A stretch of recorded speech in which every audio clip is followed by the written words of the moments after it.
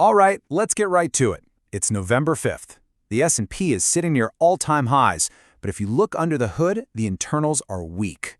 We have a cluster of macro events over the next 2 weeks that demand a cautious, tactical approach. So here's the playbook. And this brings us to the big question, doesn't it? Are these highs a real sign of strength, or is this whole thing just a trap waiting to be sprung? Well, as always, the data is going to tell the story. First up, let's talk about the macro risks on deck. There are 2 major external events on the horizon, and either one could inject some pretty significant volatility into this market. Okay, let's put some dates on the calendar. We're looking at a really compressed window of action. Around November 15th, we've got the decision window for a Supreme Court tariff ruling. Then, hot on its heels, a government shutdown funding deadline hits around the 21st. That is a very tight window for 2 high-impact events. And let's be clear about the scale of these risks. A government shutdown, yeah, it's disruptive. But the real wild card here is that tariff ruling. We're talking about a potential $1 trillion hole of fiscal uncertainty. Now, prediction markets are only pricing in about an 18 to 31% chance the tariffs are upheld. But you know what? That is a tail risk you absolutely cannot ignore.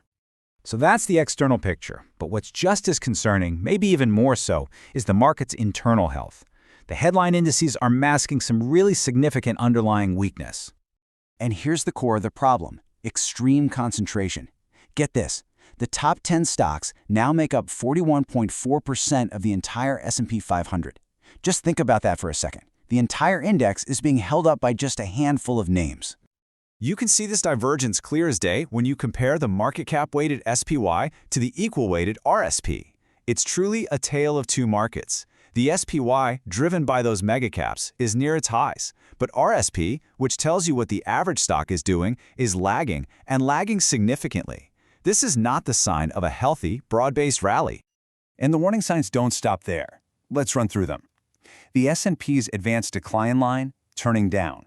Market breadth has been negative on 4 of the last 5 days. Systemic leverage, measured by NYSE margin debt, is accelerating to levels we've only seen at major market peaks, 2021, 2007, and 2000. And on top of all that, valuations are stretched with the forward PE near a 25-year high. Okay, so this internal weakness is creating some really clear divergences at the sector level. You can actually see the capital rotating, and that lets us identify some clear areas of relative strength and weakness. Let's look at the watch list. For weakness, semiconductors like SMH and NVIDIA are showing signs of profit-taking. On the flip side, as a potential contrarian play, consumer staples, XLP, are hitting new lows, which can be a signal for rotation. For relative strength, look at biotech, XBI. It's showing resilience and potential leadership. And an interesting catalyst, the CEO of Enphase just bought 10,000 shares, which could be signaling a floor in that stock. All right, quick but important pause here. This content is for educational purposes only. It aggregates public sources to help you stay informed and improve your own decision-making. Do your own research. This is not financial advice. And hey, one more thing. If you're getting value from this breakdown, please take a second to hit that like and subscribe button. It really does help signal the algorithm and gets this in front of more people. Your support is greatly appreciated.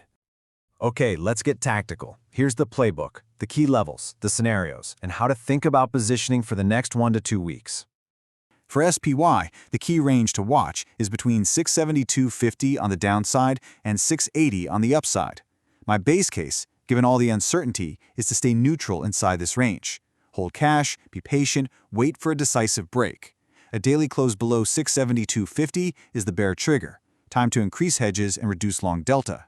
A close above 680 is the bull trigger, suggesting macro fears are priced out and positive seasonality is taking over.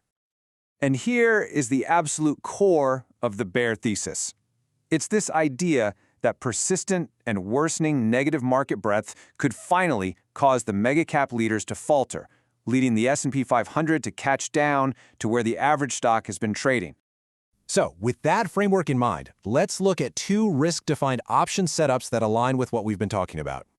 Setup number 1 is on SPY. This is a bearish hedge based on that thesis that poor market breadth will finally pull the index lower. The strategy is a put-debit spread. You're buying a slightly out-of-the-money put and selling a further out-of-the-money put to define your risk and cost. The expiry is key, about 2 weeks out to capture that macro event window. The goal is to profit from a break of that 672.50 support, and the invalidation is straightforward, a daily close about 680 resistance. All right, setup number 2 is a contrarian idea. It's a bullish position on the consumer staples sector, XLP, playing for a potential rotation into defensive names. Here, the play is a call-debit spread. We're looking at a longer expiry, say 1 to 3 months, to give that rotation thesis time to actually develop. It's a low-cost, defined risk way to position for a potential flight to safety.